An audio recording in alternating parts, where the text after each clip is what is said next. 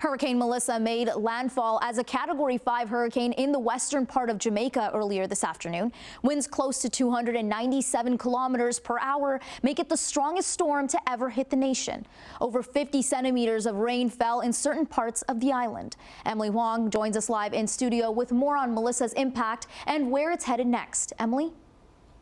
Manisa, Hurricane Melissa wreaked quite a havoc even before it made landfall, responsible for 7 deaths and the loss of power for over 240,000 people. Authorities say the hurricane severely compromised infrastructure and caused considerable damage. Catastrophic winds and heavy downpour. Hurricane Melissa touched down on Jamaica's western coast around 1 p.m. Eastern Time. As it tracked through the island, Melissa slowed slightly, but not enough to reduce impact. It clung tightly onto its Category 5 status, eventually downgrading to a Category 4 just past 4 p.m. Jamaica has a long-standing history of battling significant storms. This is not over yet. We have seen how lots of debris have been blown off in the last few minutes. Last July, Hurricane Beryl left a significant footprint on the Caribbean islands' infrastructure, leaving many without access to power or clean water for days after it had passed. Experience with these events tends to lead to higher levels of investment in risk reduction.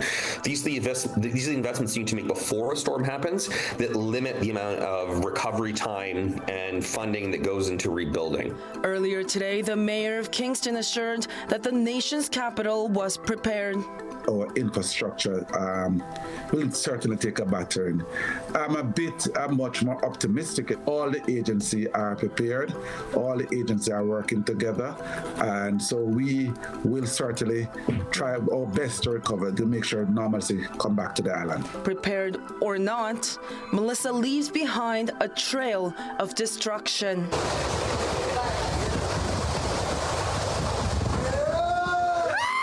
The Prime Minister of Jamaica says the country will need international support to regain its full strength.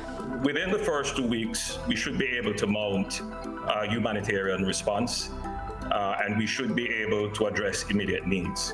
But the long-term recovery and the medium-term recovery would require support. Jamaica's economy is expected to take a significant hit, with more than 70% of the country's GDP reliant on tourism. But generally speaking, tourism does bounce back quicker than some other sectors because, you do have an ability to clean up, rebuild very quickly, and there's always demand to visit a place like Jamaica. Such is not the case for Cuba, where Melissa is headed next. We are expecting Melissa, after it moves off the north coast of Jamaica, to make landfall in southeastern Cuba sometime overnight Tuesday night and Wednesday morning as a major hurricane. The Cuban government is urging residents to move to shelters as Hurricane Melissa heads its way.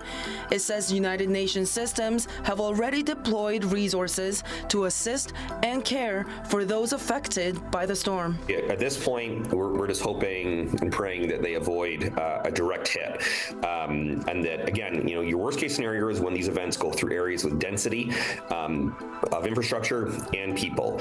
If you can avoid that, you can limit the consequences from a matter of something like $100 billion to something more manageable for a country like that.